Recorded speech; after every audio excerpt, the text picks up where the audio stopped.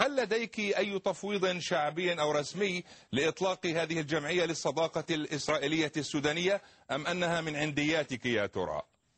أولا لا أحتاج لتفويض للتحدث بميول الشخصية وميول جزء من الشعب السوداني.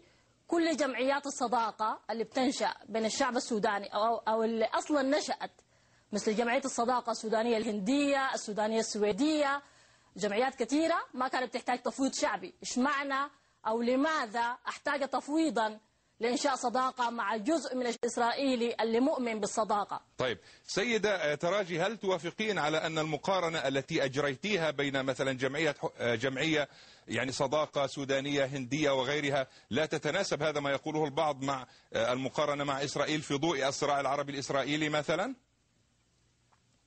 هذا حيرجعنا لخطوة ثانية، هو أصلا السودانيين عرب أو ما عرب؟ هل الانتماء للجامعة العربية يعني العروبة؟